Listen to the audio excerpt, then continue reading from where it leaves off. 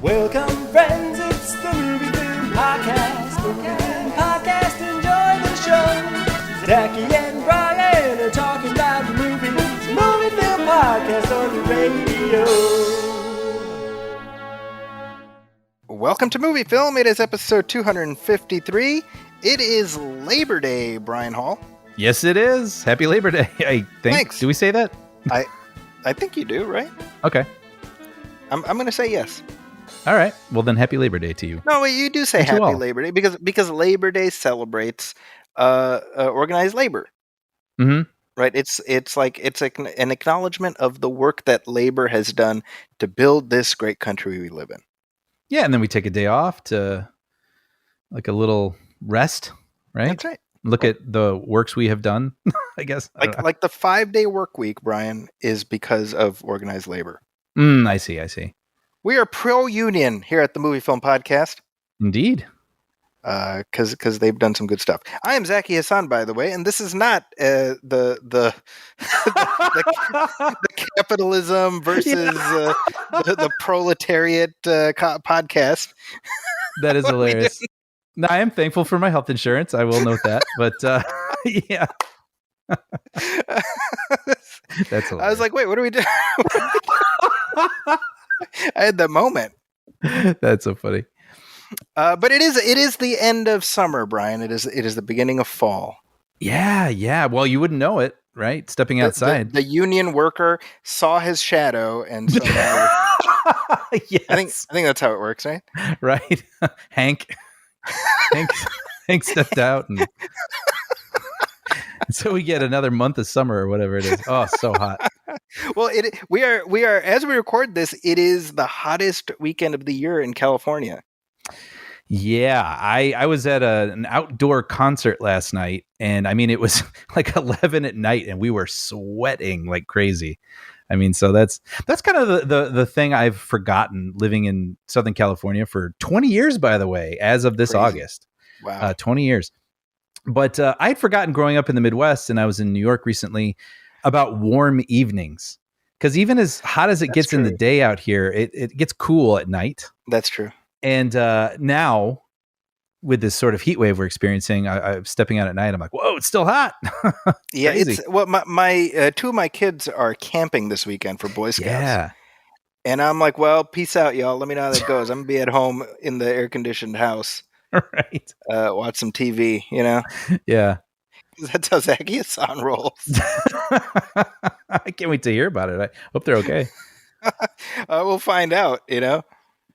I should say I was the one who was like, "Is this a good idea?" I was telling my wife, I was like, "Maybe don't have them camp." And I believe they've got the gumption, but maybe we don't need to test it. We don't need to put them in apocalyptic conditions, Right. to see whether they can rub two sticks together and start a fire. You know what I mean? Like, The fact you were willing to walk out the door to this camping trip, you pass. yeah, A for effort. You know. Yeah, exactly. So they're doing that thing. I'm excited, however, because as we record this, it is National Cinema Day. Yeah, I just learned about this actually. Yeah, well, I guess it's a new thing this year, right? Yeah, which makes sense because, with COVID and everything, theaters have been struggling to get people to come back. And I mean, with the exception of a couple Marvel movies and certainly with Top Gun, Yeah. Top Gun is what finally brought my parents back to theaters. Wow. But yeah, I mean, it's still wild. Actually, you and I texted about a couple weeks ago, and I was looking at the box office and just being like, this is nuts. Like, these numbers would make no sense to anyone 5 years ago just because it's right. Like the number 3 movie is made like 4 million. And like the number, like Top Gun is its 14th week in the box office, like it's just all up is down, down is up sort of stuff. So I guess theaters then came up with this idea of like, what can we do to get people to come back? What would lure them in? And so sort of like free comic book day, right? To get people back into comic book stores. Right. It's like, well, let's have a day where no matter what it is, IMAX, 3D, whatever it all costs $3. Just $3 to see a movie today. Yeah. So we got a whole bunch of options, but they've re-released Jaws in theaters this weekend. Mm-hmm. Yeah. And I'm like, well, obviously I'm going to go see. I've never seen Jaws on the big screen. Never had that opportunity. Very cool. I saw it once. And it's in 3D. Yeah. Which obviously, for those of you who may not realize this, it was not shot nor intended to be in 3D. Right. But I'm like, well, Spielberg is aware of it, and I'm assuming he's okay with it. Yeah, I think 3D kind of got a bad rap there for a while, and I can't say I disagreed because I never chose the 3D option, except when there were certain films where it was like, let's get to work, right? Like Avatar, where Cameron was like, no. Like, we're going to do this right and in a way that dazzles, right? And so I think, but then it seemed like there were sort of shoddy jobs done just to get the extra bucks on a handful of movies that weren't intended really to be in 3D, sort of like the quick pass on it. So Clash of the Titans, Alice in Wonderland. Yeah, that kind of thing. And some of it was fine, some of it wasn't. But with Jaws, I think, I'm certain great care was taken. I read a review actually about it, and they were just saying it's incredible. Like the shots of water, the way that they sort of calibrated it so you feel like you're in the water with people. And it's, I'm really hoping I can get to it this weekend. Well, you should. Yeah. So that's my plan for the day. But what have you been up to? You said you were at a concert. I'm assuming, this being Labor Day weekend, you were at John Williams. Yes. I saw John Williams again. It's that time of year. It's one of those things where I feel so like privileged. The fact that I live in the same city as the man, where he actually shows up once a year and conducts his own music. And I had gone a couple times, maybe like 2007, 8, 9. And then I didn't go for whatever reason, a couple years. And then it just sort of dawned on me, like, this is a gift. I mean, like, if this man is playing like once a year, 20 minutes or 25 minutes from your place, like, how could you not go? And so it's become this annual tradition for me. Every year I go every year. And what was special about last night was he turned 90. I just recently turned 90 this year. And so it was advertised as that, John Williams at 90. Wow. And it was very cool. Always a treat. I think I tear up at least once every single year. And we've gone together, which was really special, and I hope we get to do it again. 5 years ago. Can you believe that? No, it's amazing. But what's, for people who haven't seen it, I mean, you can look on YouTube, but it's really cool. Anytime he plays music from Star Wars, I mean, hundreds of people bust out lightsabers, and then you'll see this sea of lightsabers, in this crowd just sort of swaying to the music, and it's amazing. And another cool thing about last night was, he is currently recording the score for the next Indiana Jones film. And so he played one of the new themes last night. Oh, nice. Yeah, which was for the Phoebe Waller-Bridge character, who I guess apparently is named Helena. So he's like, he said, the director Mangold, right? Yes. He said Mangold was like, you're doing the bowl, right? This week? And I said, yep. And he's like, well, you should play a new song. And so he did. And it was really cool to get to hear that early. That's pretty cool, especially not knowing the context or anything. Exactly. You have to imagine what that music is wrapped around. Exactly, because you're like, well, is it sorrowful? Is it jubilant? Is it, I thought I detected a couple sort of whiffs of Marion's theme in there. I'm like, is it her daughter? I don't. Who knows? But yeah, it's always so special. So. That's super cool. It'd be funny if he's like, and this is from, without spoiling anything, it's from the new Indiana Jones. It's a composition called The Death of Indiana Jones. By the way, excellent Williams. He's this very sweet, soft-spoken man. He's just like, when Steven and I were watching E.T. for the first time, it's so delightful. And it's funny too, because we had someone with us who had never gone before, and she's not as sort of awash in these films, and she'd never seen E.T. And it was funny because the first half, as Williams gets older, he used to do the whole show, but now they have a first part, intermission, second part, and now the first part, it's David Newman. Okay. he comes out and plays a couple Williams things, a couple things from other films. He did a Looney Tunes short last night with Bugs Bunny, which was amazing. Hmm. And she was sort of like, oh, okay, yeah, like this is nice, kind of a thing. I thought there'd be more Williams or whatever. Anyway, then when Williams comes out for the second half, I mean, you could just see that she was enchanted. It's like that music is unparalleled. It just lights you up, and it just doesn't matter how much you know it. You know what I mean? So that was actually kind of fun to watch. That's amazing. Yeah, I mean, 5 years ago, I mean, and it doesn't feel like that long ago, but it was really just such a memorable experience. Yeah. Yeah, highly recommend it. I mean, it's worth the trip for people who think like, oh man, I'd really love to see that. It's worth it. I would recommend it. The crowd is so into it. Like, that's the fun thing for me. Yeah, is you've got people are throwing their underwear and their room keys on the stage. Yeah, unexpected but nice. Yeah, but like everybody's just I mean, it's like just all this positive energy, which I just really plugged into. Yeah, that's I don't even know that I've really even thought about that. I mean, yeah, but it's so palpable. You're right, because everybody's there united over this love of the same thing, and it's just you really feel that. Yeah, that's a good point. And people dress up. Yeah. When I came down, that was the year Kobe came out. Do you remember that? Wow, I do remember that. Yeah. Very cool. Very cool. And for those of you listening who are like, what am I talking about? Kobe Bryant just retired, and he came out and he performed his poem "Dear Basketball" while the animated short played on a big screen, and Williams conducted the music, which I believe won an Oscar. Mm-hmm, I think so. For that short. So it was kind of this synergistic moment, which is much more meaningful now, given that Kobe himself is now gone. Yeah, he was part of a montage at the beginning, and it was, I mean, just hearing the crowd roar, for him.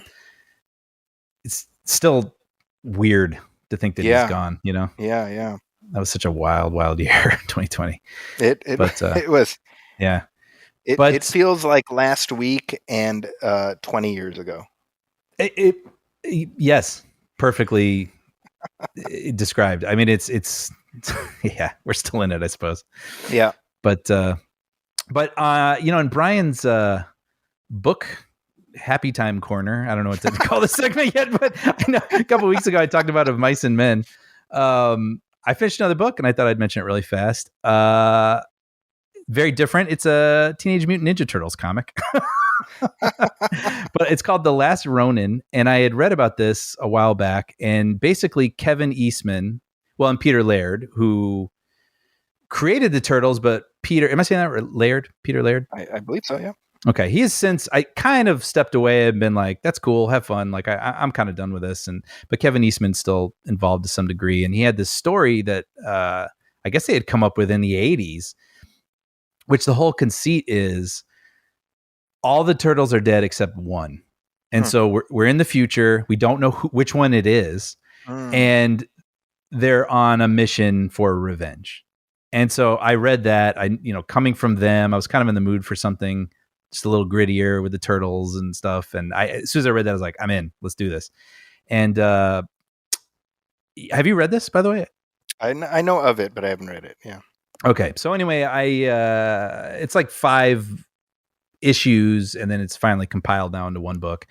And I gotta say, I loved it. I really loved it. It's very compelling, and it's also emotional. There's sort of this conceit where the brothers are dead. I won't say who it is, but the one who survived is hearing their brothers speak to them, and they still have their personalities, and they're sort of pushing him and motivating him. And it's very sweet. I actually got a little emotional reading some of it. And you got April as an older woman and other surprises. And yeah, when it was all said and done, I put it down and went, that was great. So I thought I'd at least mention that, because I thought people who'd be into that, I think, will enjoy it. There you go. So if you enjoyed Brian's recommendation of Mice and Men, try Ninja Turtles: The Last Ronin. That's right. Brian casts a wide net, clearly. That's funny. Actually, and then weirdly enough, next up is Death of a Salesman. So try figuring that one out. I'm kind of in this thing now where I'm like the books that I read in high school that I know I breezed through or just read the cliff notes, and they're obviously, you know, they've sustained for a reason. I'm like, well, I want to go back and appreciate them maybe for the first time. So I think there's worse ways to spend your free time. Yeah. But okay, so back to movies. This is a movie podcast. I watched this movie called Not Okay. Mm-hmm. And have you heard of this? I've heard of it. Okay, it's Zoe Deutsch, right? Yes. And I heard the premise of this movie, which I am going to spoil, but this is the whole conceit of the movie, so I'm not giving anything away. But before I even knew what this movie was, I heard this premise, and it's basically, you know, this young woman, she works at sort of like a BuzzFeed kind of place, and she's having a hard time making her mark or moving up or getting anyone to print any of her articles. So what she decides to do is pretend that she's going to Paris for this big writer's retreat. So she photoshops all these pictures, you know, puts all these posts like love in Paris, LOL kind of stuff. But of course she's in her apartment in New York. But then what happens is there's this huge terrorist attack in Paris, and like all the monuments get destroyed. And so people are reaching out to her being like, are you okay? Like, oh my gosh. And she has to like now decide whether or not she's going to carry on with this facade. And that was all I had to hear. I was like, I don't even know I'm watching this movie. That is such a brilliant premise. Yeah. And then when I saw it was going to Hulu, and I'm going to sound like a total snob, but I was like, oh, is it going to be like a streaming movie? You know, where it's just kind of like everything's evenly lit, brightly lit the whole way through. There's only medium shots, you know, like there's just no, you know, kind of a style, or it won't be memorable. But I'm happy to say that was not the case. Actually, it's a Fox Searchlight movie. And so that's part of the Hulu thing.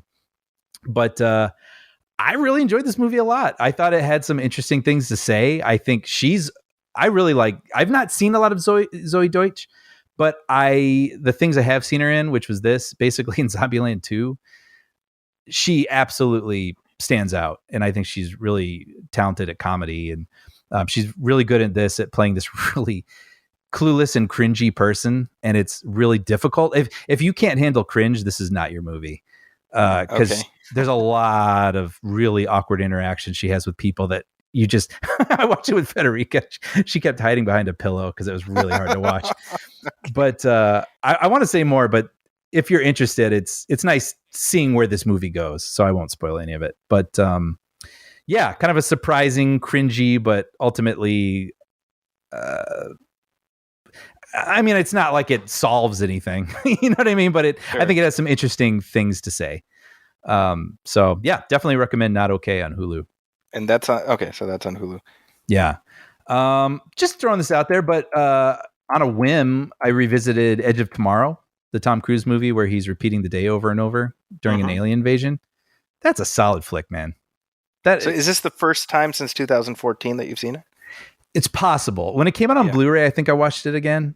Okay. But I don't know how it came up, but Federica asked about it and was like, have you seen this? And I was like, oh, yeah. And so we started it, and I was like, I remember liking this, but I haven't seen it since. I don't know if she's going to like it. I just didn't remember. And she loved it. And the thing that I remembered most was that it was fun. You know, like it had a lot of comedy in it. And yeah, totally holds up. So if you haven't seen it or want to go back, I was like, it's worth mentioning. Edge of Tomorrow. Nice. Which brings me to another older movie I've been searching for and was incredibly disappointed I couldn't find. Zachy, where's The Abyss? The Abyss is, I mean, it was on HBO for a little while. Yeah. It's not there now. No, it's not. Yeah. This is very disappointing to me. So after Edge of Tomorrow, I don't know how I made the link, but I was like, oh, I want to show Federica The Abyss. And I haven't seen it in a very long time. I just want to watch it again.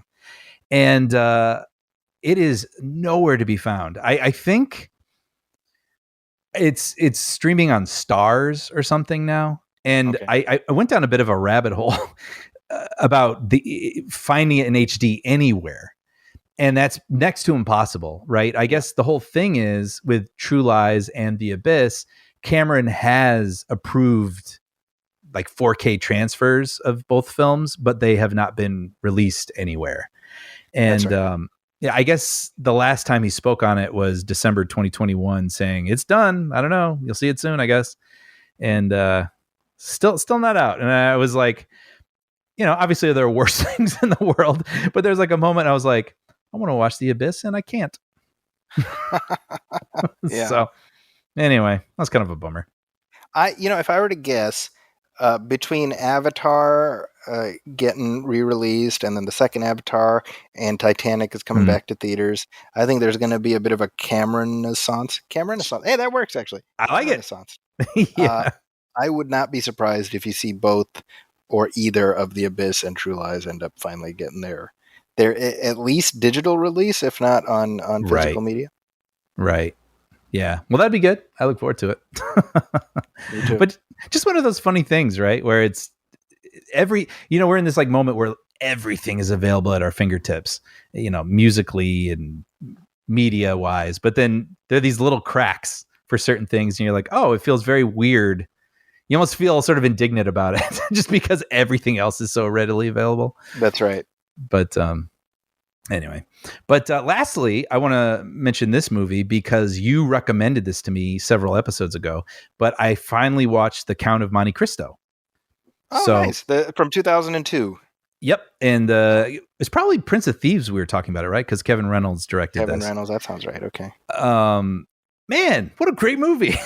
So this is your first time seeing it? You've never seen it before? I've never seen it before. Wow. Never read the book. This is sort of, again, like Mice of Men, like, I love this 100-year-old story everybody knows. But I loved it. Just gobbled it up. Like, it's just it is so good. It is so good. So good. It's just classic. It's it's sort of like the fundamentals of a revenge story, and it's just so well done, and the performances are great, the direction is great, the drama and the like it's like a whole tale about revenge and even sort of forgiveness and letting go, and it just what a cocktail. When it was over, I was like, more, like I want more like this.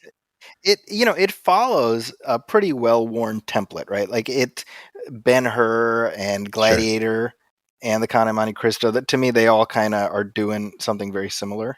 Right. Which is that you have our protagonist is inflicted with this great injustice, mm-hmm, and then they're given the means to make that wrong right. Mm-hmm, and mm-hmm, we as the audience are really invested in it, right? It's like righteous vengeance. Yes, right. And so there's that anticipation of seeing him confront the people who wronged him. Right. And I mean? For some of them, like the patience, like the planning and the deliberation, and like it's really satisfying to see how he figures out clever ways. Like it'd be easy to just sort of push all of them off a cliff or something. Yeah. But it's just like, no, I'm going to ruin this person, and it's part of a plan. It's kind of satisfying. Jim Caviezel, who he's kind of gone a little crazy pants lately. Right. But there was a while there where he was turning in really solid performances. So solid. He's so perfect in this role. Yeah. Beginning as this sort of naive person, and then this person whose heart's filled with hate, and the way that he has to play a role, later in the story. And so he assumes the sort of, facade of this other person who's very different than him. It's all so good. Yeah. Guy Pearce. Oh, and Guy Pearce. Guy Pearce, who, he's another guy who there was a minute there where he was in everything. Mm-hmm, mm-hmm. And I think people lose sight of like what a good actor Guy Pearce is, because when you look at the range of characters he's able to play, right, because he's such an absolute douchebag in this. Yep. Oh, so you hate him so much. And Henry Cavill, yeah, who's like 12 years old in this thing or something. Yeah, very weird, but he's so good. He's very good. Makes a strong impression. Yeah. There's one scene that I just always love where, well, I don't want to spoil it. It involves the Count of Monte Cristo saying, "You didn't think it'd be that easy, did you?" or something. Right. You know what I'm talking about? Yeah, I do. I'm like, yeah, this is good. No, it's a great. If you're listening to this and you have not seen that movie, I mean, I've spoken its praises for more than 20 years at this point. I always say, you know what, you've got like a solid Saturday night movie waiting for you. You know, Yep. just order some pizza, sit down. You're gonna come away with like, man, I really enjoyed that. You know. Yep. 100%. I'm so glad I watched it. And it almost made me sad. It'd been on my list for so long, and now that it was gone, it made me sad that I didn't have it waiting for me anymore. That's honestly the highest praise I can give it. I think that's very well stated. Yeah. So, well, lastly, because I assume we've both been watching this, but I was going to ask, just out of curiosity, about She-Hulk. Have you been watching it? What do you feel about it? Every Thursday morning, I have like this brief window before I have my morning classes where it's just me and my wife, and so that's become our routine, is that we watch the new She-Hulk. Mm-hmm. And I'm thoroughly enjoying it. Good. I'm sort of mixed to positive on it. I think. Yeah. I feel. Well, no, I want to hear you first. What's the appeal of this versus the other Marvel shows, and what? Well, part of it for me, honestly, is that it's like a half hour. It's like watching an episode of a sitcom every week. Yeah, which helps. Like it's not overbearing, and then it's something different. You know, it's so funny because there's a clip making the rounds from the latest episode which has She-Hulk twerking. Right. And people are like, this is what the MCU has become. And I'm like, okay, show me like clips of every single other MCU hero twerking. Right.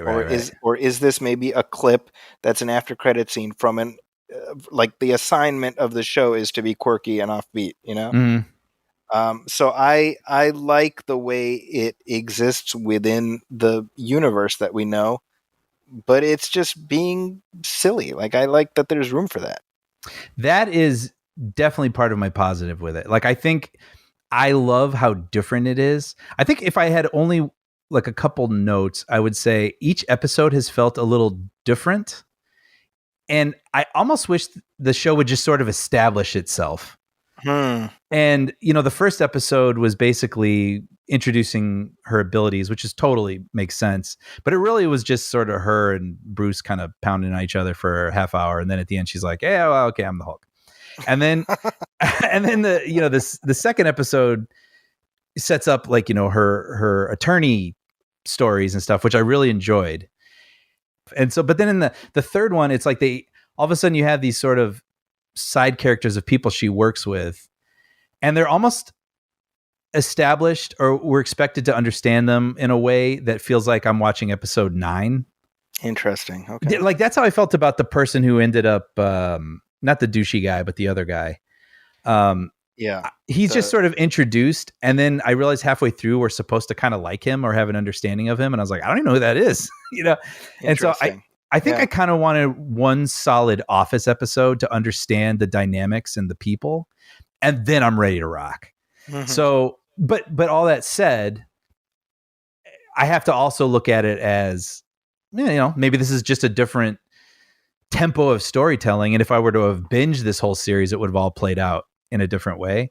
And the thing that keeps me going is what, like you said, I like that this is different. I like how silly and dumb, and it's just having fun. You know what I mean? Like it wants to have fun, and that's an energy I want to show up for. So yeah, like I guess for me, why is it dumb? Dumb sounds reductive, by the way. I don't mean dumb. I just mean it doesn't take itself too seriously, is what I'm trying to say. It's free to be silly. Yeah. And people either are on board with that or they're not. I mean, I think I said this last time. Like I was never a big She-Hulk fan, but not that I was against the character. It's just I never really followed the comics, right? Right. So I didn't go into this with a ton of expectations. I was like, well, I'll check it out, and if I don't like it, I just won't watch it. But it's been one of those things where I'm like, no, I just like having a half hour, we flit in and out, and there's little references to the broader universe that I've enjoyed. In the most recent episode, it involves a colleague of hers suing a shape-shifting Asgardian elf, right? Because that shapeshifter convinced this guy that she was Megan Thee Stallion. Right. right? And I look at that and I'm like, I kind of love that the fundamentals of this universe are established enough Right, that you can do that story and people will like track with it. You know what I mean? Yeah, Like to me, you're never going to see that in a movie, right. but you can do this half-hour show and do it, and it's funny. And I think that's what appeals to me about the show. Yeah, it's kind of fun world building also, Yes. right? Like we're seeing the corners of this, like the, you know, you could know that person exists in a Thor film, but then how do they interact with the world as we know it? And it's like, yeah, well, like that's interesting to me. Yeah, it's fun. You know, I really like Tatiana Maslany. Me too. She's very endearing. Very charming. I think the She-Hulk effects are still not 100% there. Yeah. I agree. I'm willing to roll with it though because I Same. like her and I like the fourth wall breaks and you know there's a funny bit, I think it's in the second one, where she contacts Bruce Banner about whether she should represent the Abomination, right? Because you know they fought, you know, right. in the Incredible Hulk film, and he's like, oh, you know, that was forever ago. I was a different person, literally. Right. And then she looks at the camera and she's like, haha, you know. Yeah. Right. It was played by Edward Norton. I like stuff like that, and I know some people be like, you know, dong, hitting you over the head with it, but I'm amused. Maybe I'm easily amused, Brian. No, but I wouldn't also begrudge anyone who's just not their flavor. I think it's what we were saying a couple weeks ago, where there's so much Marvel stuff now that you can kind of, you know, curate. You can pick and choose what's for you. And honestly, I had missed Miss Marvel, and this was getting me like, oh, okay, no, I'm ready for that. Like I just at the moment I was, you know, either had too much other stuff or other, you know, wasn't ready for that tone. But this has made me like, oh, I'm so glad I have that now. So a little late, but I'm excited it's there. And this goes back to what I think I said last time. It's like we know this is all building up to the next couple of Avengers movies. Right. And so all of these characters are being set up to be included there. Right. And so I have a feeling that you're going to have people watch those and then be like, hey, I want to learn more about X character. And you go back and you delve back into the toy box and see what other offerings there are.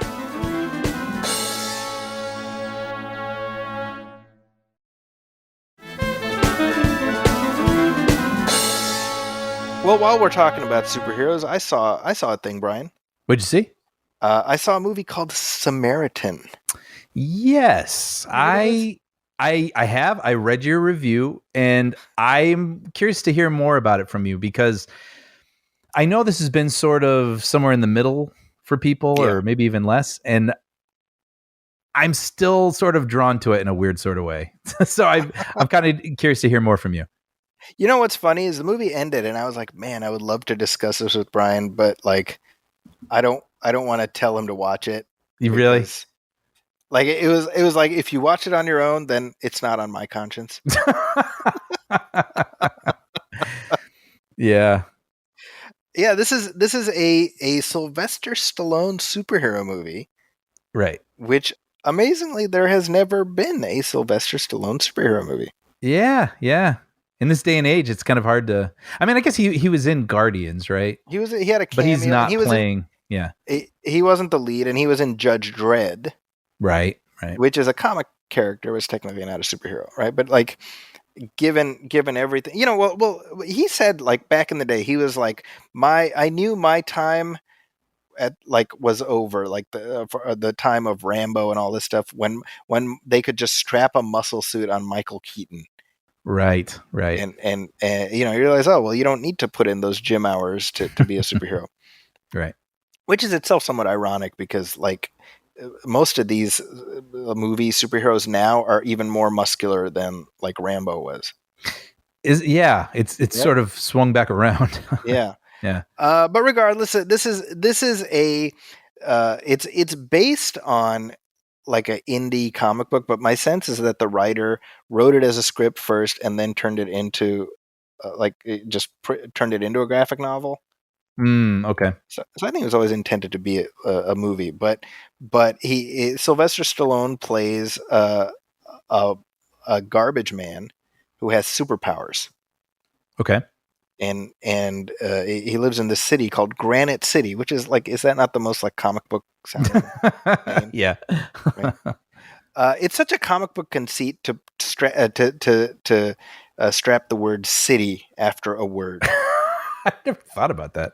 because we don't tend to do that. No, you're with right. rare- right? Salt Lake City, maybe. With the rare exceptions. No, I'm trying to think. I'm like, I can't. That's it. There's like Yeah. New York City, Salt Lake City, there's probably a couple others, but that's about it. But like, if you look at DC, like every city has the word city. after Gotham it. City. Yeah, you're Gotham totally City, right. Keystone City, Star City. Anyway, so there were these two brothers, Brian. One of them was called Samaritan. One of them was called Nemesis. Okay. Because I guess Goody and Baddie were two on the Yeah, it's like naming your kid Jeeves. That's right. Yeah. So they're super powered, and they have a fight, and then one of them dies. Samaritan kills. Nemesis kills Samaritan. Okay. Right, and then Samaritan disappears, and 20 years later, nobody knows what happened to the brother. Nobody knows what happened to everything's gone to shit. And this kid is like, no, Samaritan is still alive, and his neighbor, who's Joe the garbage man, he has superpowers. Mm, So I mean, you can connect the dots here. sure. So I'm not going to get into it too much, because honestly, it's not a particularly compelling story. Wow. Because I mean, I like the setup, It's especially picturing old Stallone yes. as sort of a long lost superhero now posing as a garbage man. Like that to me is interesting. That's interesting, but it Yeah. depends entirely on the execution, which is not there. Right. And it's weird because it's like 101 minutes long, but it doesn't even breeze by. Like, it feels tedious, which is so weird, right? Like, Yeah. and it's one of those things where I was like, well, like, maybe if you added a little more meat to the bones here, so you make it longer, it would flow better. Mm-hmm. Right? Because my thought is that, look, if you're not doing one of the big two superheroes, right? If you're not doing something from Marvel or something from DC, then you're playing with superhero tropes. Mm-hmm. Mm-hmm. And if you're doing that, then I'm like, well, then do something different. Like critique the genre. Right. And this isn't doing that. It's just doing another superhero thing, but it's not names you're familiar with. And I think Right. that's where it lost me a little bit. Sure. Because I'm like, look, we get enough of these. Mm-hmm. Right? Right. And and maybe this is a mistake on my part, but I look at something like Unbreakable, Yeah. and I'm like, Shyamalan there is playing with superhero tropes, but he's looking at them from a real world perspective. So you're doing something different. Yeah. Man, I love that movie. It's so good, right? And maybe this is my fault for being like, why can't you be like Unbreakable? Maybe that's just setting too high a bar. You describing it with the boy believing the garbage man to be, the superhero, it made me think of Unbreakable. Yeah. So yeah, absolutely. Yeah. I mean, it's a very similar iconography. It doesn't really amount to much. We get these revelations that, at least for me, I was like, well, I saw that coming, right? But number two, we don't get enough backstory to make what's supposed to be a twist really feel like a twist. And then it just kind of sets up, I guess, like a sequel, and you're like, all right, well, I don't care, Right. So and I mean, anybody listening to this show knows I'm a Sylvester Stallone fan, so like I'm always going to be like on board. Mm-hmm. So definitely coming out of this being like, no, that's a swing and a miss. Like, that's unfortunate, Yeah, definitely. All right. Well, I'll take your word for it. Yeah, you might be better served spending those 101 minutes elseways. Read a book, Brian. Here's something that you might enjoy, though. This is a new series that's on Peacock, and it's called The End Is Nigh. Okay. Nye, N-Y-E, as in Bill Nye, the science guy. Okay. So this is. You ever seen these shows on like History Channel or whatever, where it's like the end of the world or Doomsday or whatever? It's like different scenarios of how the world will end. Sure. Yeah. This is like there's a show called Doomsday, which my second kid he just loves it. right? Which, So, if you yeah. know him, very much on brand for him. And it's what, like, this is how this scenario could play out. Is Yeah, that so sort of what it it's is? like, imagine that a giant asteroid the size of Texas hit Earth. Here's what would happen, and it's just 50 minutes of abject horror, right? Yeah. And then, what if what if all the faucets on Earth started spraying poison? I don't know. I'm just making up a scenario, but And like, then we'd all have and then- prune hands. Yeah. yeah, we have sausage fingers, Yeah, right. and each episode is a scenario like that. So this is Bill Nye walking us through various end of the world scenarios. Oh, okay. So similar idea, but you get it with his sort of personality twist. Yeah, and if you have any affinity for Bill Nye, and who doesn't? The man's a national treasure, for goodness sake. It's a lot of fun. This is a show is actually created by Seth MacFarlane and Bill Nye. Okay. And I kind of love that Seth MacFarlane is such a dork at heart. Yeah, because he brought back Cosmos. Cosmos, that's right. Right, to primetime. That's right. For goodness sake. And even like the Orville, which is just, he's like, hey, I want to cosplay as a Star Trek captain. Yes. And Fox is like, here you go, Well, and speaking of the John Williams concerts, several years ago, he was a special guest and he came out and crooned for like 3 songs while Williams conducted the orchestra. And I was like, wow, this man is living his best life. You got to respect that. Yeah. But yeah, speaking to his proclivities. Yeah, that's right. So he occasionally shows up as various people involved in these reenactments of these scenarios, I see. But it's just genuinely, it's just, I've been really enjoying it, and it's one of those shows that I think Peacock has emerged as one of my favorite streaming services. Really? What is that? What's the movies or the original series or what's well, for one, the back catalog, and if nothing else, Peacock is the only service where you can watch The King of Queens. Yes. That right there, my friend. Wow, that's weird because that was a CBS show.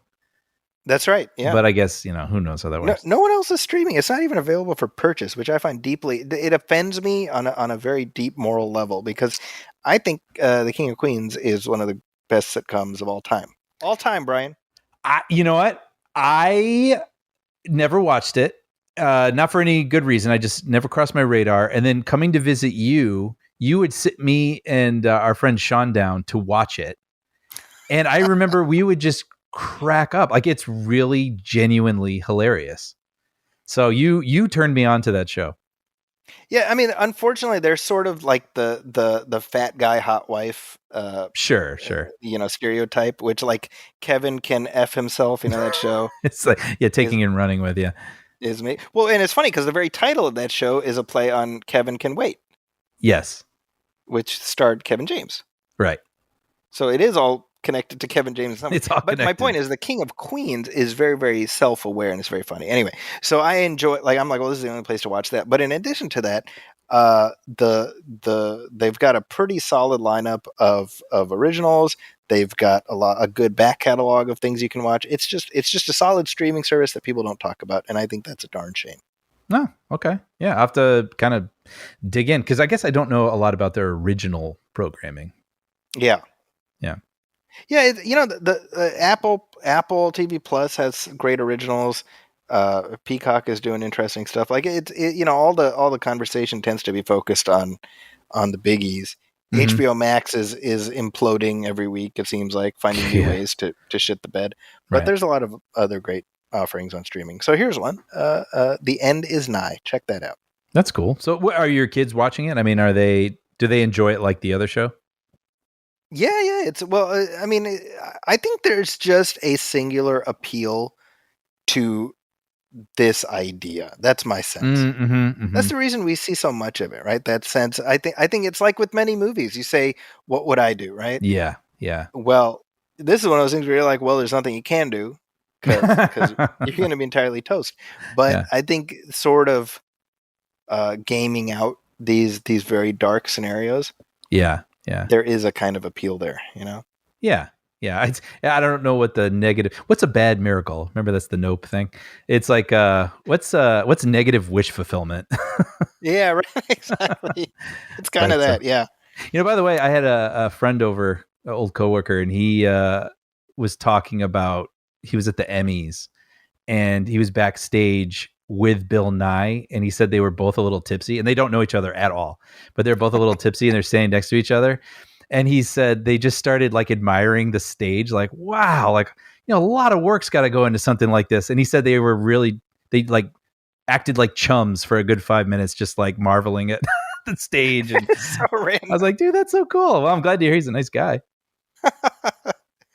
Speaking of Seth MacFarlane, I remember a couple years ago, this video went viral of his Christmas party. Oh, yes. Right, where he got Alan Silvestri to come to his Christmas party and conduct the Portals music from Avengers Endgame.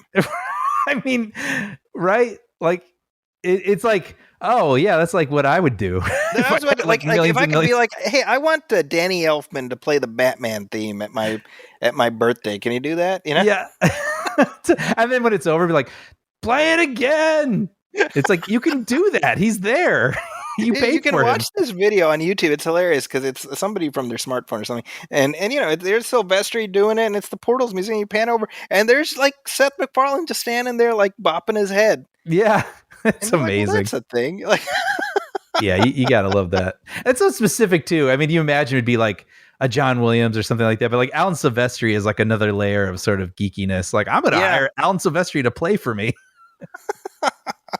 The hashtag goals, right? Yep. I love that.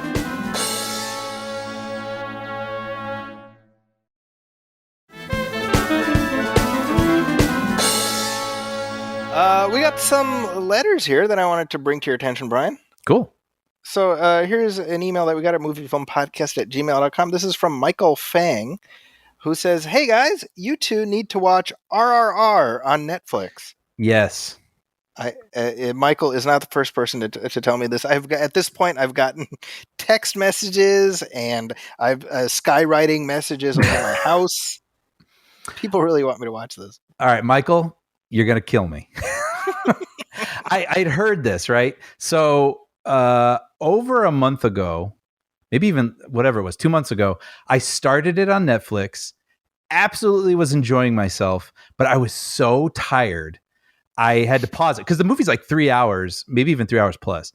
And so I paused it and I don't know what happened, like work or something. And then I ended up going on a trip and I have not finished it. And honestly, it's so funny when I'm trying to figure out what to watch at night when it's really late. Federica still goes, "Are you going to finish RRR?" And I'm like, right. I've got to do that. But I was having such a blast and the leads in that are so enjoyable and charismatic. I've got to do it. So hopefully by the next time we do a show, maybe, we can talk about it. You got to carve out those 3 hours. Yeah. But have you seen any of it? Yeah. Carve out the 3 hours. I have not. I was hoping to, but then I read Michael's email and I was like, you know what? I don't like people making demands of me. So no. You can't tell me what to do, Michael. No, but he's right. He goes on, Brian, I should say this. Okay. I'm telling you, it took me a while to get to it as I kept hearing about it for months. It's a 3-hour movie and I watched the first hour by myself and I had to stop because I wanted my partner to experience it as well. So I rewatched the first hour with her and we watched the rest. I must say, this is one of the best movies I've seen this year. You guys need to watch this. Trust me. Okay, I'll do it because I really enjoyed the first half. And I can only imagine, it all wrapping up in the conclusion is going to be spectacular and satisfying. So yeah, okay, done. I'll do it. He then signs off. Michael Fang, executive producer of RR. Wait a minute. Michael. Oh, you. No. I've. This is a Bollywood movie. Yeah. Which again, I've heard nothing but raves about, and I would like to see it. Actually, on the subject of Bollywood movies, there's also the Indian remake of Forrest Gump that I would really like to see. Well, now me too. I'm incredibly curious. You haven't heard about this? I don't know if I have. It's called Lal Singh Chadha. Okay. And he just Does he go through U.S. history, like the meet JFK and? No, it's Indian history. That's awesome. That's Right? a great idea. It's a really good idea, and I saw the trailer. It's like an official remake because it's distributed by Paramount. Oh, So it's because in Bollywood they tend to do like their own versions of stuff, mm-hmm. and I don't know if this started out as like a pseudo remake and then they got the original people involved or whatever the case. But I mean, you watch the trailer, you're like, well, yeah, this is obviously Forrest Gump. Oh, I got to see that.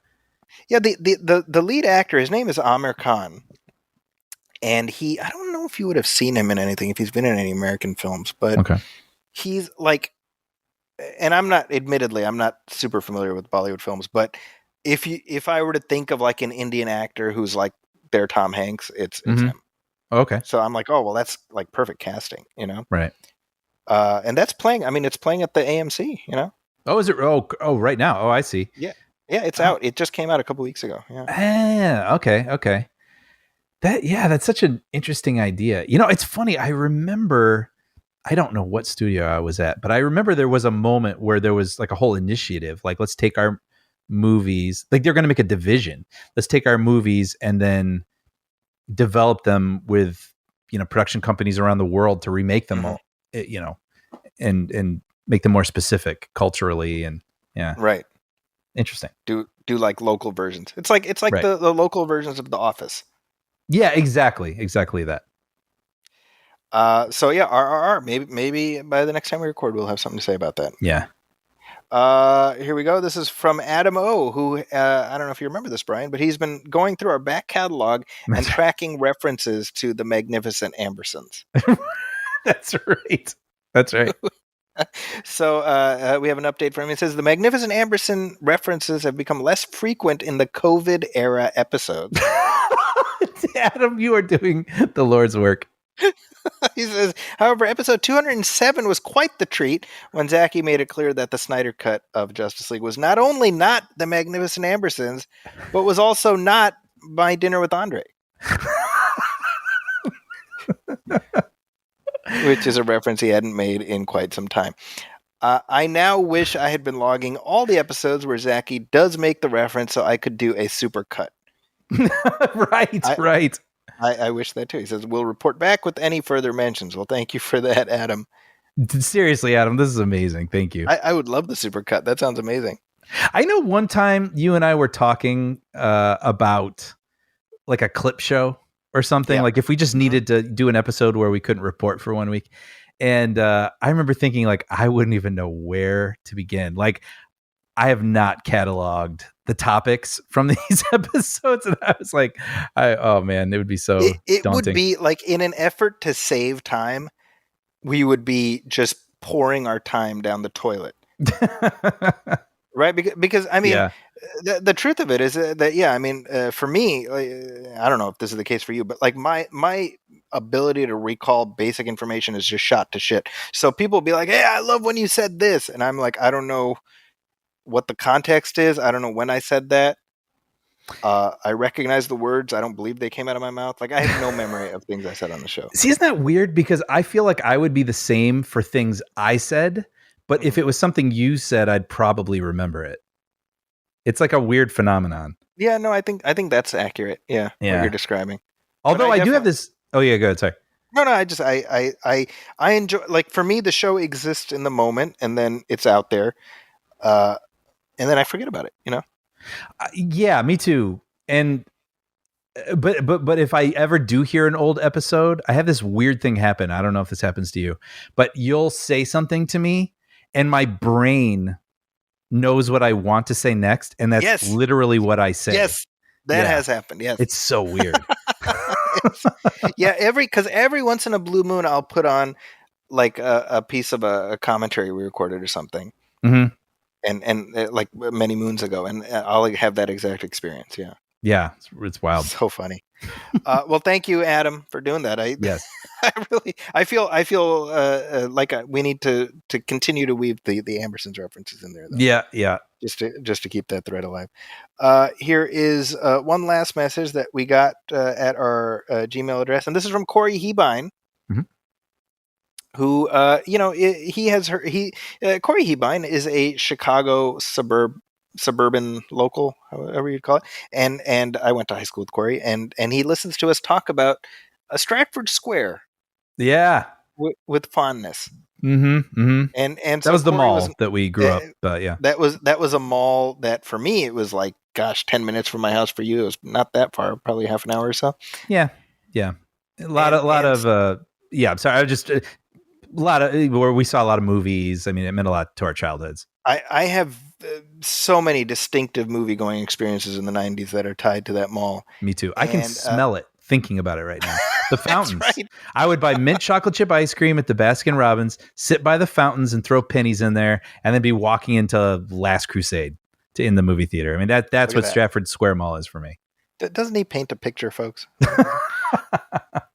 So Corey was nice enough to send us several pictures he took on a recent trip to this absolute. I mean, it looks like the mall from Dawn of the Dead. Right? I know. Really, I mean, it's just like empty and just it's just horrifying. Honestly, you have nightmares about being locked inside this place after it's closed. So he says so much. So not much is left open there. Kohl's is there. The great steak and potatoes, the only thing left in the food court.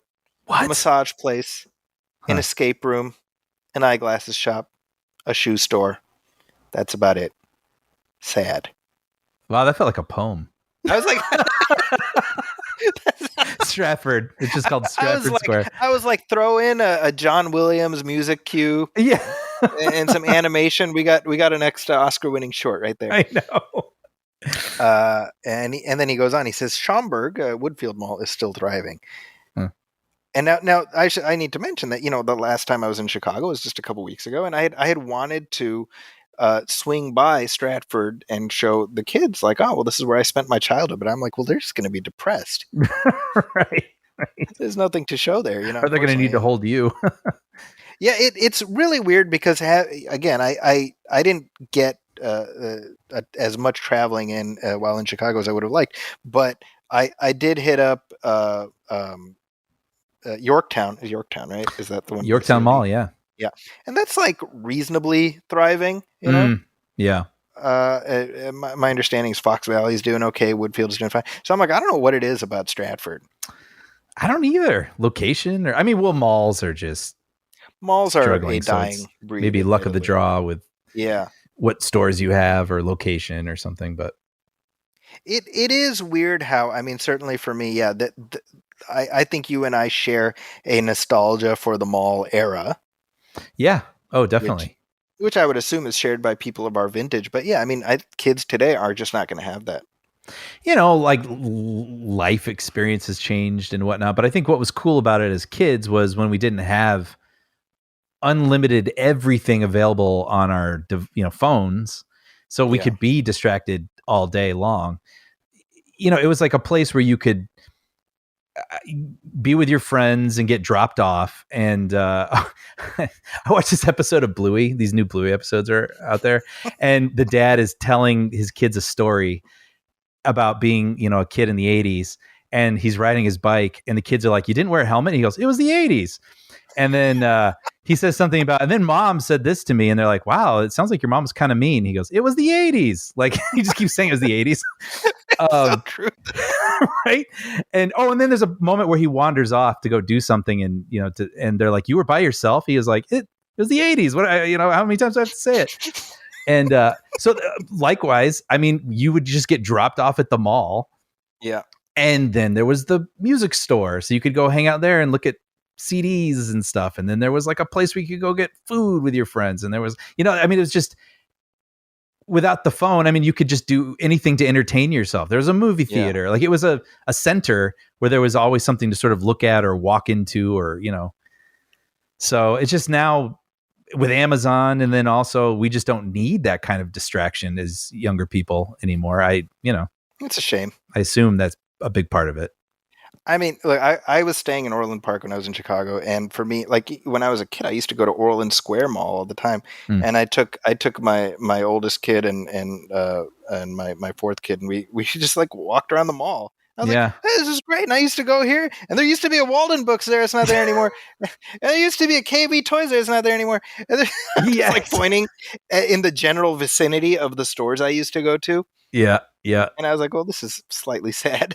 But it's so true. But you're so, I mean, everything you said too. Yeah. Like bookstores, the toy store, the Suncoast Video where you could look at all the Yeah. movies, you know, but it's like now we just go on Amazon and look at all the movies and then just buy it with a button. And it's just different.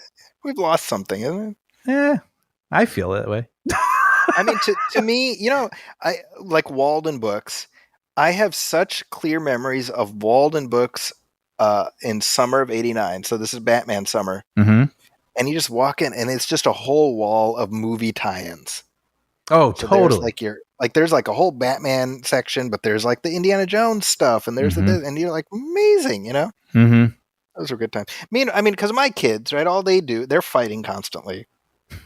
I don't think I told you this. The kids were all staying in the basement. We were staying with my uncle, so all the kids were in the basement.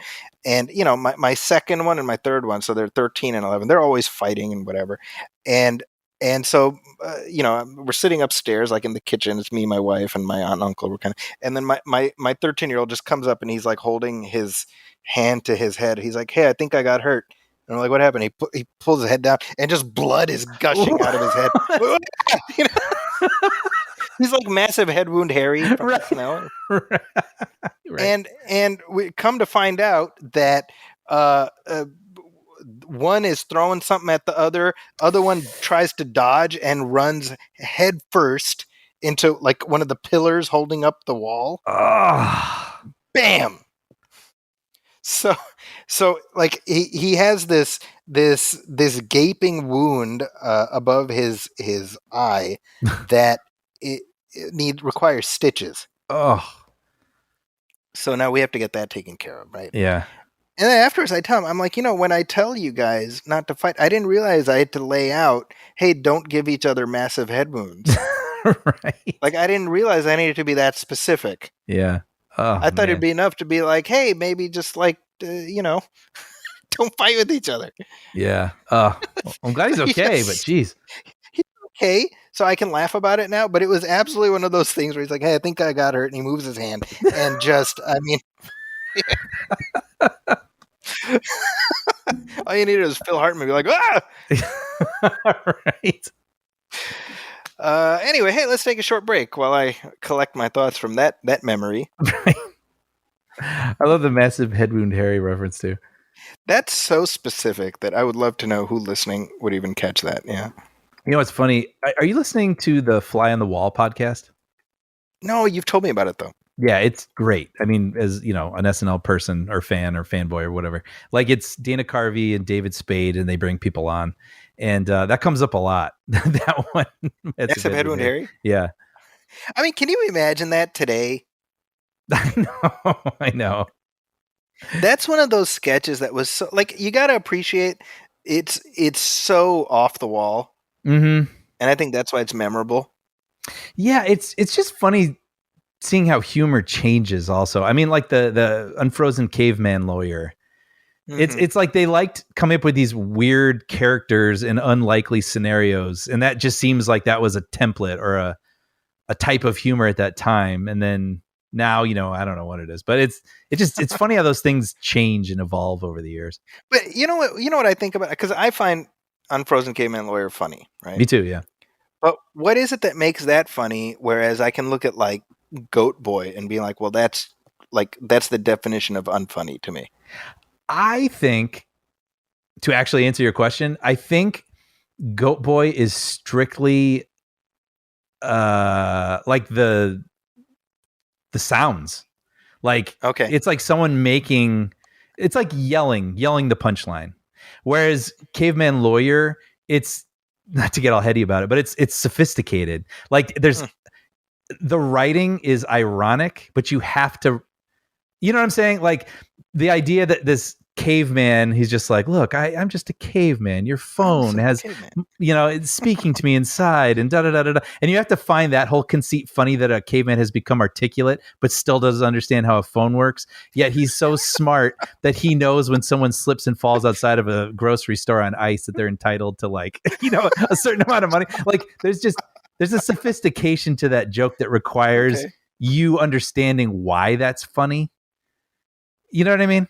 Yeah, totally. I don't know.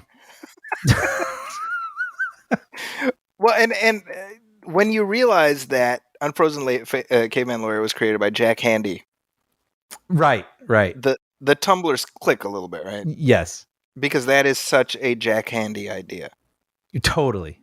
And they talk about him too and make him sound like more of a person than an idea to me, which is kind of fun.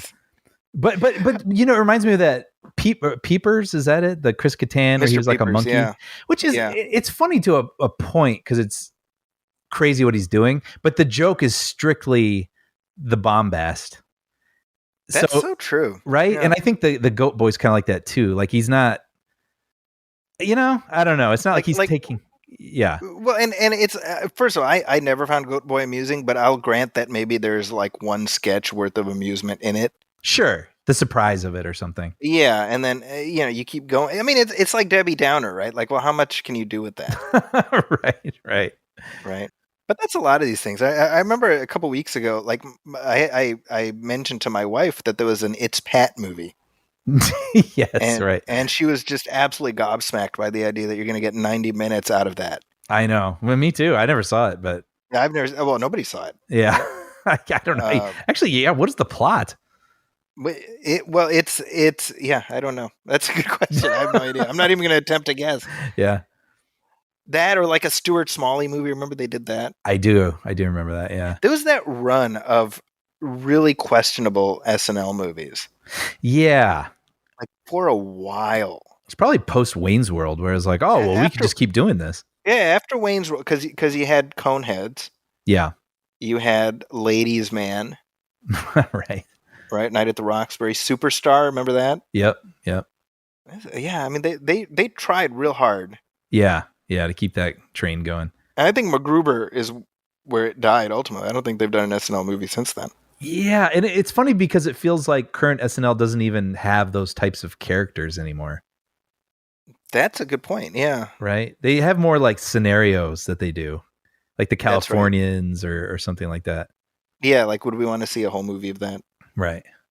Although this season's going to be interesting because I mean they're basically rebuilding almost from the ground up. Yeah, well, I saw that they had cut. I guess 7 people are gone now, right? Total. Yeah, and so because 4 left, and then they cut 3 more. Right. So, are they going to hire more people, or are they realizing maybe they had too many people? They for sure had too many because it was like 20 plus. It feels like, or something crazy. Which is, can you imagine being there and then trying to get your stuff on air, or there could be a whole. I was thinking about because Jay Moore, like back in the day, he was on it for like a season, right? And he wrote a book called Gasping for Airtime, just about his time on SNL. The whole book's about that. That's it's essentially like what that experience was like. I should read that. Yeah. I read it a while ago, but I found it pretty interesting. But with a cast this big, I mean, you could see who was breaking out. You could sort of see, well, this person's not going to be around next year. You know what I mean? Yeah. Like which featured player probably won't be.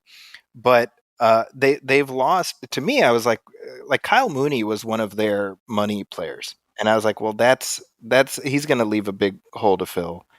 And then they cut Alex Moffat too. I was surprised with him. He seems like a pretty dependable, if you need to get someone sturdy in a sketch, he seemed to be one of those guys. Yeah. So gonna be interesting. See what happens with that. Yeah. Anyway, let's take a short break. Sorry. Look at me just offhand, my mentioning my kid's horrible head wound turned into like this dissection of the ins and outs of SNL. Yeah. I think this is the ad. I think we did throw to an ad, didn't we? Really? I just assumed that written it down, but let's do the ad again. Let's throw again. All right. This is what we do during the ads.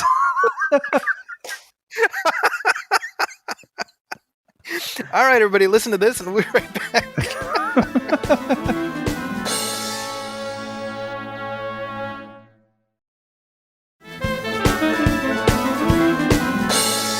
we are back, and Brian, you know what else is back? What's that? Why, it's those wacky rings from Lord of the Rings. Uh-oh. Yeah, what crazy escapades are they going to be up to this time? I don't know. But last time we dealt with them, I know I had a heck of a good time. So I have no reason to believe this won't be equally as exciting. Well, the new television series, The Lord of the Rings, The Rings of Power, just debuted on Amazon Prime to the tune of 25 million people watching it on Friday. Oh, really? Oh, I hadn't seen anything about numbers. Wow. Yeah.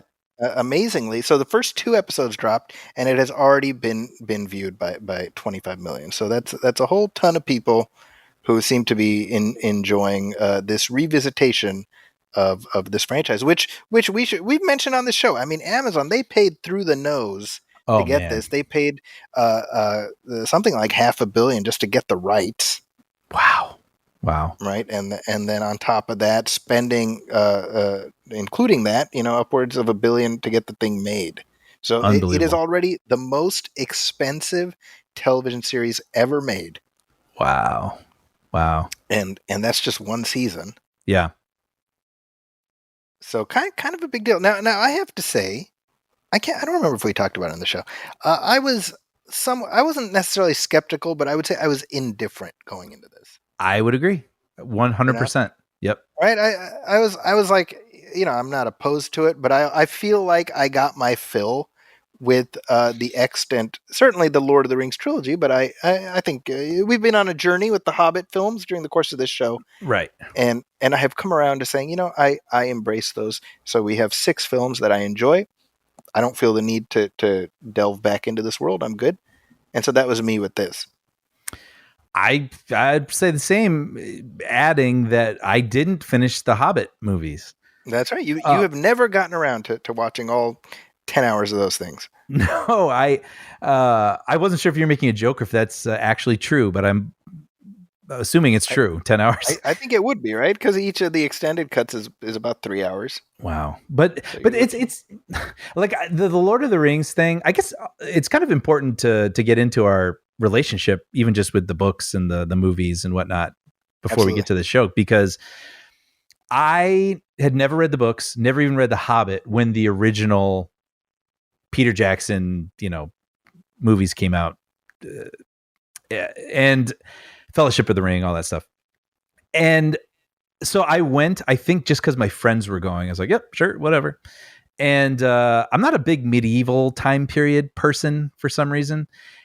And then I was like, well, this is great. I mean, because it wasn't really about, cloaks and armor and swords and stuff. Like, it's truly about great characters and conflict and banding together and, a lot of emotion. And so I ended up really loving that series. And then I did read the books afterwards, and I enjoyed the books too. I've never been steeply immersed in Tolkien, but I really liked the movies. Then the Hobbit movies came out, and I watched the first one, and I was like, that's fine. And then I watched the second one, and I was like, yeah. And then the third one came out. Your voice got more high pitched with each one. Yeah, no, it's great. No, I mean, it's just sure, okay. And then the third one came out, and I just kind of missed it. You pulled a Leno. I think. Yeah, no, it's really good. That's right. But yeah, I never got around to it. I can't say I missed it, and that's not even a slam. I just kind of it waned my interest. It is, and admittedly, it is a commitment. Yeah, but and I don't tend to go back and even watch the original films that much.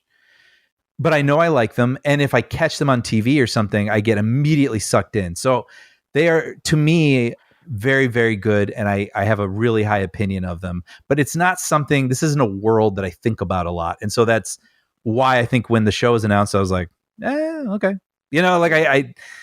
So it was interesting to walk into them, which we'll get to. But yeah, what's your relationship then with Lord of the Rings? Similar in the sense that I had not read the books. Yeah. Although I remember I was going to Columbia College at the time the movies dropped, and when they were in production, and just there were a lot of Tolkien nerds that I was going to school with. Yeah, they came out of the woodwork in that moment, and I was like, oh, I didn't realize this was such a thing. And I was like, psh, dorks. I was like, all right, cool. I didn't know anything about it. I remember thinking, because these were greenlit like 1998 or something, mm-hmm.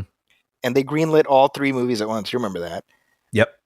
And I was like, well, that seems like a bad idea, said Zachy 1998. Right. I was like, boy, somebody's gonna lose their shirt because of this thing, Mm-hmm. I think 2 years earlier, I was like, a movie about the Titanic, most expensive movie ever made. Boy, I don't know about that, said Zachy 96. A lot of bad opining from Zachy in the 90s, Right. is what I'm realizing. But it was a gamble, right? I mean, absolutely, yeah. I would argue that the Lord of the Rings trilogy represented about as big a gamble as any studio ever made, because all 3 were in the can. So if the first one tanks, mm-hmm. you're out all of it. I mean, you know what I mean? Yep. And it just it was this massive gamble, because if the first one is a success, then you're like, all right, we're in the clear for all 3. Mm-hmm. If the first one tanks, what do you do? Yeah. Right. And the other thought was like, what precedent was there at that moment for fantasy in that vein being successful on that scale with that type of budget? Yeah. Yeah. Right. Yeah. Because what had there was like Dragonheart like a few years earlier. Right. Yeah. Sure. I mean, nothing had been. So I mean, it was a gamble there. But I remember watching it opening night, and I went to opening night with Sean Coyle and Paul Shirey. It must have been in the lead up to Christmas, I think, Christmas of 01. Mm-hmm. I also remember, I should mention this, watching the first Harry Potter, which was like the month before Lord of the Rings came out. Oh. And I fell asleep during the first Harry Potter. But I didn't realize those were the same year. Yeah, they were like a month apart. Yeah. And for all the, Harry Potter was quite critically, admired when it came out, but I slept through a good third of it. That's funny. And I was like, well, I guess that was good, Right. But I remember watching a Fellowship of the Ring opening night, and I mean, it's one of those experiences that are so rare, where you're watching a movie, and as it's playing in front of your eyes, you're like, this is a movie that, like, decades from now, people are going to think of as one of those generational experiences. Yep. That's what I like. While watching it, I knew it. You know what I mean? Mm-hmm. And that's rare, because I think you can watch a movie and enjoy it, but you have no sense of what the sweep that it's going to have throughout history. Right. Lord of the Rings, I was like, no, this is, you're Viggo Mortensen, who'd been around for a while, and I knew him. Most people didn't. Mm-hmm. But I remember thinking, like, this is his, like, Han Solo. Right.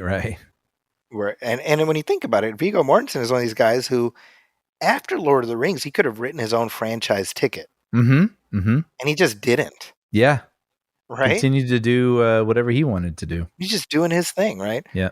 But it was like that Fellowship. I watched it. I must have watched it like 4 or 5 times in the theater. Oh wow.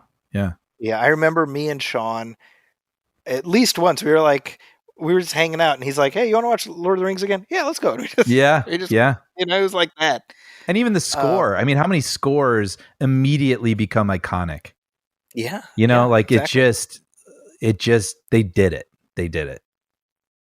It was really like, I mean, that first movie by itself, but then when you add all the pieces together, and it I think of the third one. I saw that came out like a few months after I got married. That's like 4 months after I got married. So I we watched, Amin and I, we watched Fellowship and Two Towers again. Then we went opening night to Return of the King, and just what that whole experience was. I mean, it was really like, to experience those movies as they came out was as close as I got to what it must have been like to see the original Star Wars movies as they were coming out. Mm-hmm. Mm-hmm. For me, the added thing being, I had not read the books, and I chose not to read the books. Yeah. As the trilogy was coming out, because I was like, I just want it all to be fresh. Right. So that was me with those movies. With The Hobbit, and again, people can go back and listen to episodes of the show. I was pretty, unimpressed by the first Hobbit initially. I just thought it was okay. The Mhm. second Hobbit movie came out like 4 days after my fourth kid was born, Oh wow. and so I fell asleep during the screening. Sure. That's my memory is it's starting, and then I open my eyes and the credits are rolling. Was that a critic screening? It was a critic screening. Oh, Yeah. can you imagine like the representatives in the back, like I know. I just conked out. What's funny, actually, and I know I said this on the show like 10 years ago. For the Unexpected Journey, the first Hobbit, they screened it in IMAX 3D, the 48 yeah. FPS. I forgot about that. Yeah. Yeah, for like a minute. Remember that was Peter Jackson's passion, Yep. and it made everything look like a Three's Company episode.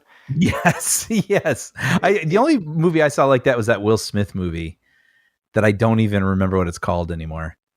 Where he slaps the guy. That was actually the Oscars. Yeah. It was so real. But yeah, no, that thing never really took off, did it?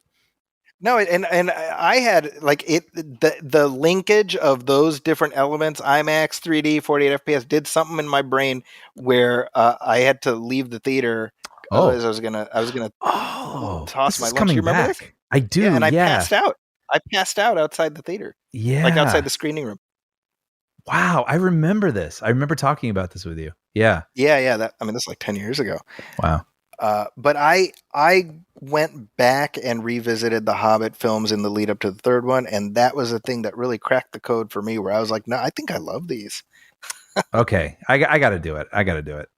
Well, one thing I always say about the Hobbit films, and this is what makes them work better for me, and maybe it'll work. It's like I think of it as like the Hobbit. The book is like this. It's a relatively light, Yeah. Children's book, right? And I'm kind of like, if you go into the Hobbit films being like, well, why isn't it like self-contained and small like that book? Then yeah, it's going to be disappointing. I'm kind of like, it's a story of Middle Earth. It's this big epic story of Middle Earth that the events of the Hobbit are occurring within it. That's a really good way of putting it. And I'm kind of like, well, I like Middle Earth. I enjoy visiting it and sort of all the different aspects of it. And it's interesting to me. And then when you watch those three and lay them up against the Lord of the Rings, you end up with something quite expansive. And I have a great deal of affection for all of it. And admittedly, part of that is because I got to experience the Hobbit films with my kids. Mm. And so for them, their entree was the Hobbit, and they went from the Hobbit trilogy to the Lord of the Rings trilogy. Okay. Yeah. And so anyway, so that's where I was at by the end of the Hobbit trilogy. So with this television series, there was a little bit of me that was like, man, why are you spending all this money, right? Mm-hmm. But then again, I'm like, well, it ain't coming out of my pocket. my Amazon Prime subscription has not gone up yet. Yeah, it's true. It's either we get this or Bezos goes to the moon again. So I'll take this.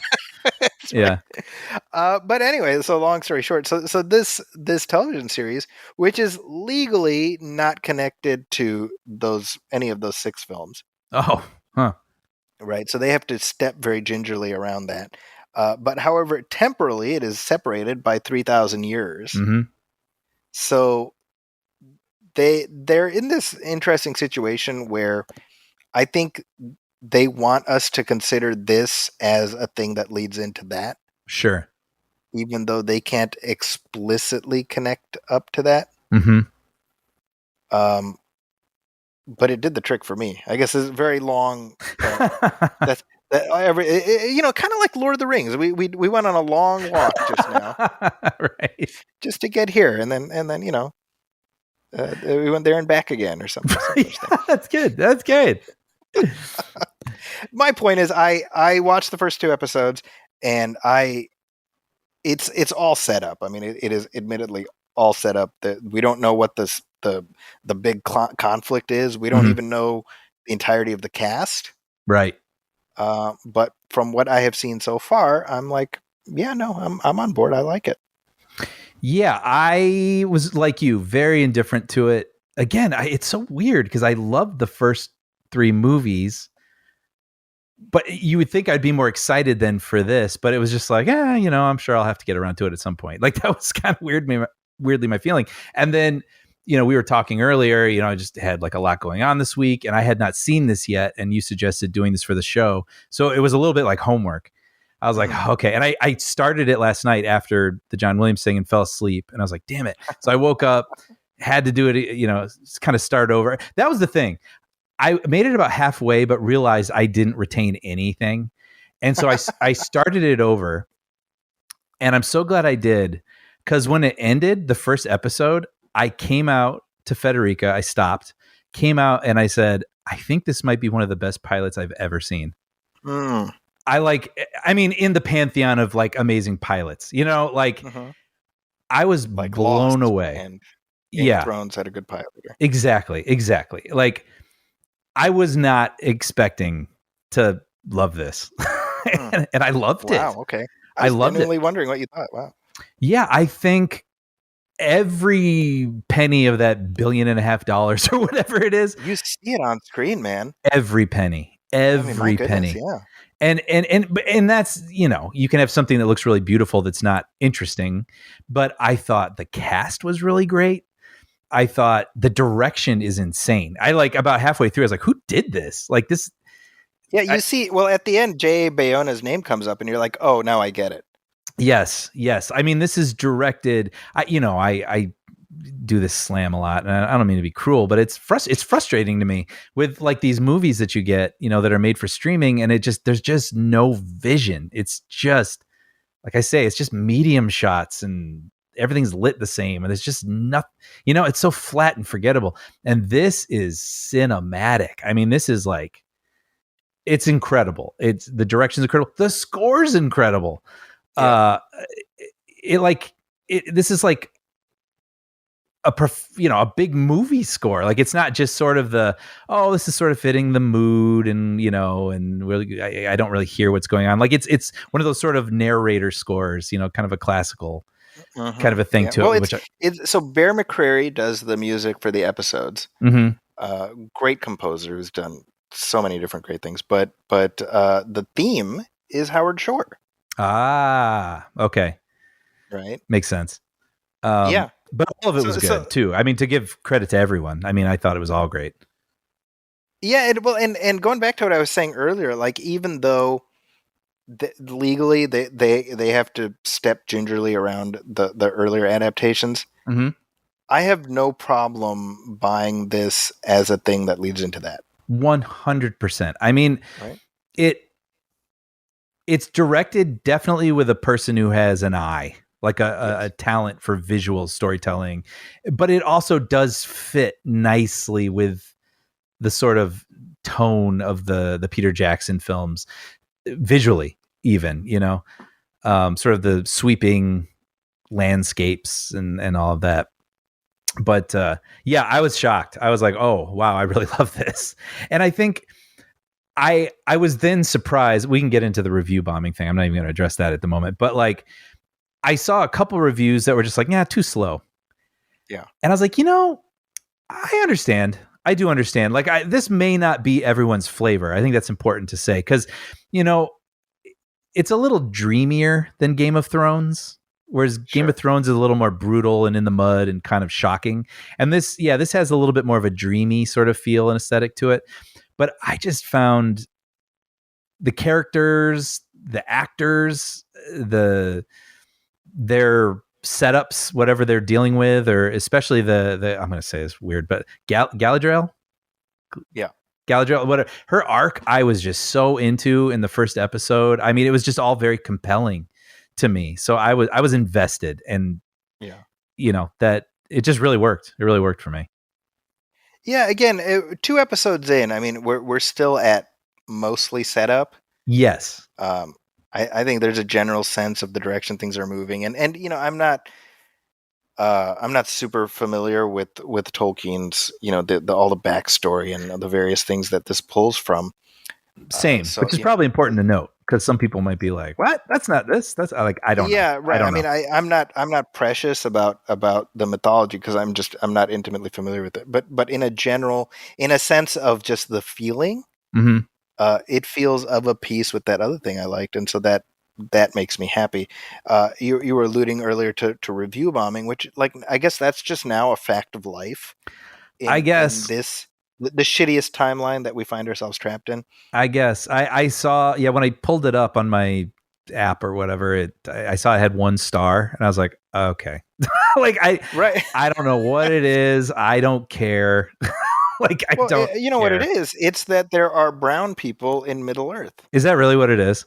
It's that and the fact that by focusing on Galadriel, this is an SJW thing.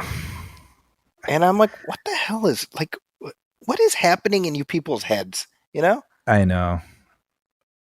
Just what a Because waste of time. What a waste of time. energy, and if your brain is able to encompass a One Ring and Sauron and elves and everything else, but you suddenly black people is where suspension of disbelief ends.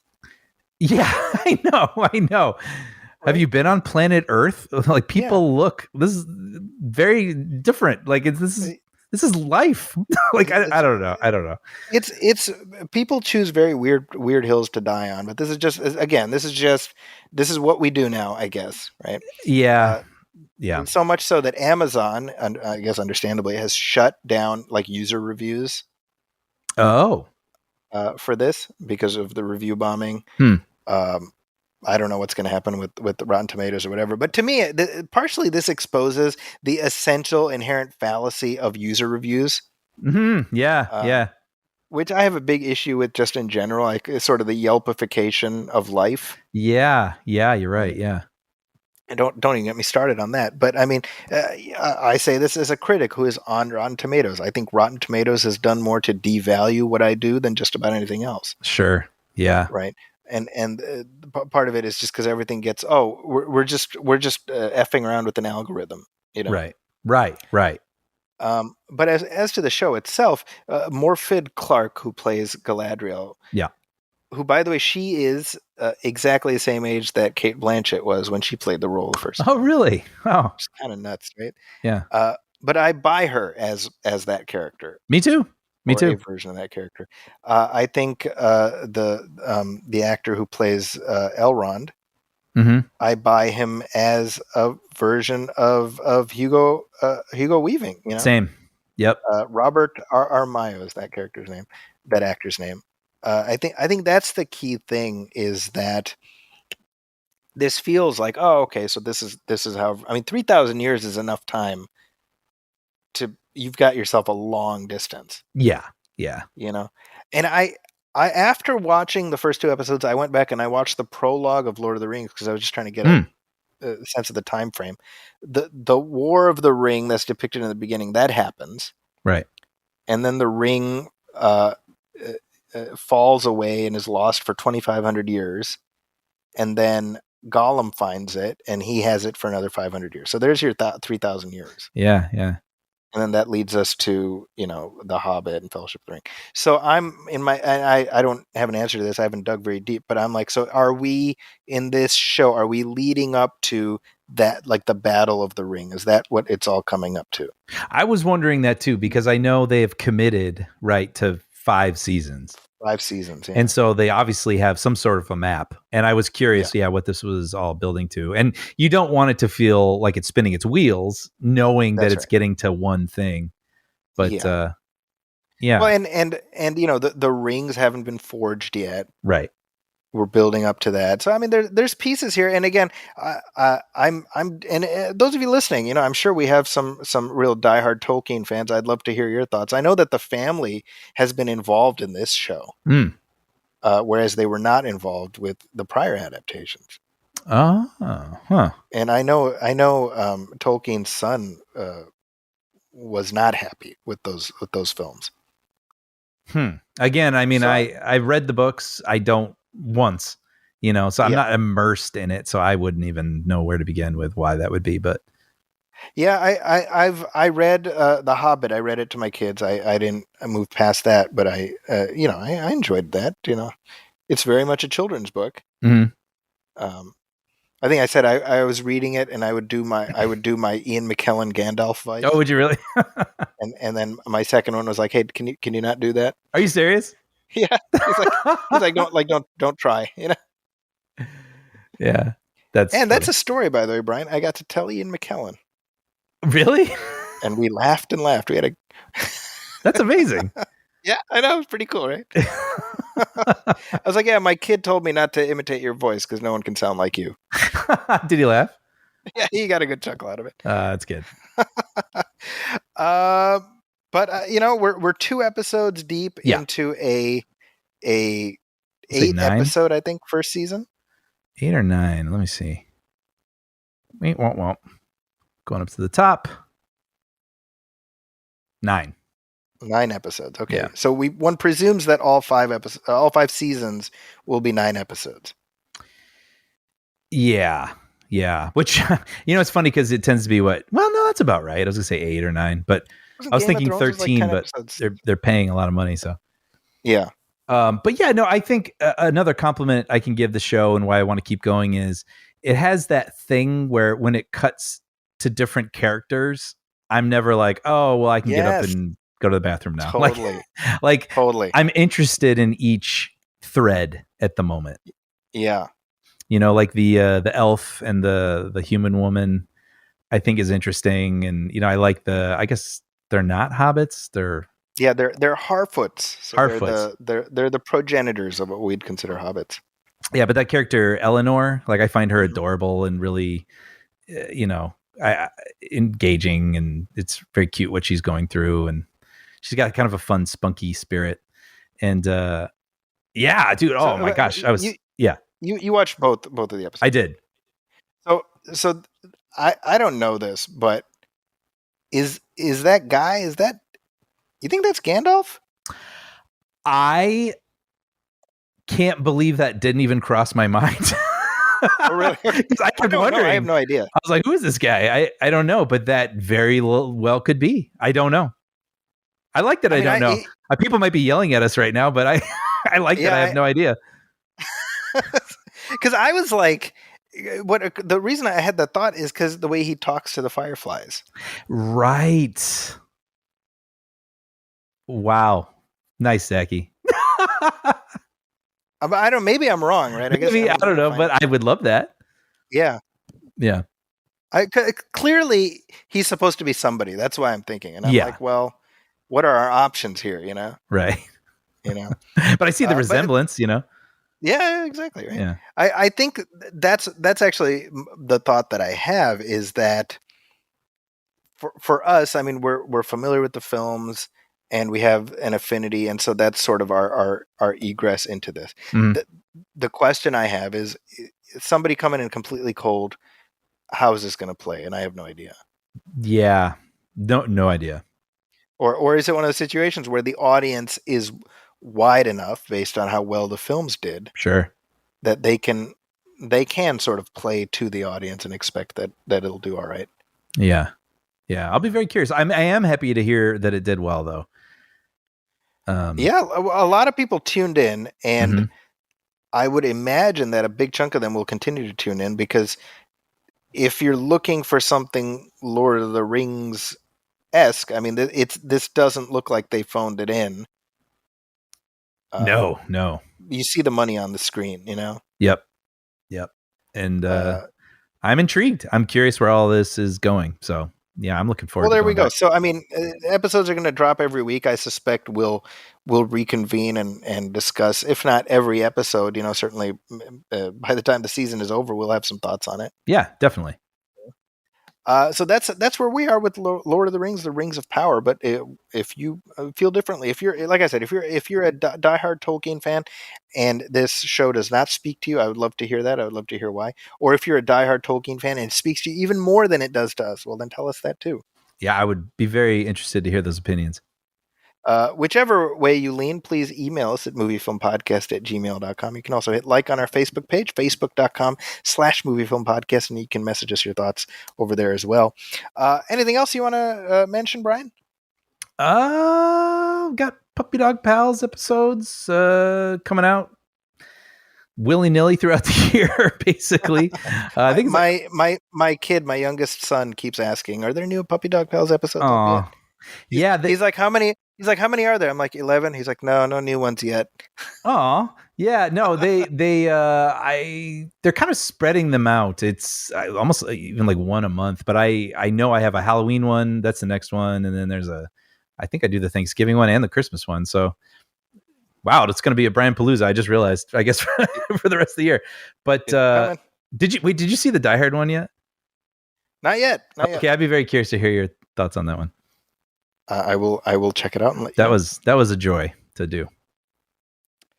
Well, as for me, you can find me on Twitter at Zacky's Corner. That's ZAKIS Corner. It's also my website, justadded.com. I'm also writing at the San Francisco Chronicle, where my review of Samaritan is currently up, and I have a review coming up of the movie Pearl, which is a prequel to the movie X. Right. Which you saw, right? I think we talked about it. I did see that, yes. And I'll let you know my thoughts on Pearl when I'm able to talk about it. Cool.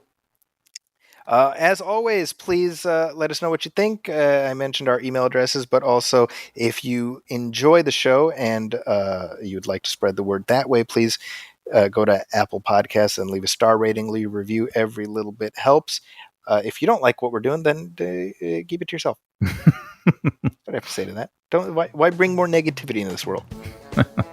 Swallow that shit and get an ulcer, like I do. On behalf of my partner, Brian Hall, my name is Zaki Hassan. This has been Movie Film 253. Thanks, everybody, for listening. We will catch you next time. Welcome, friends, it's the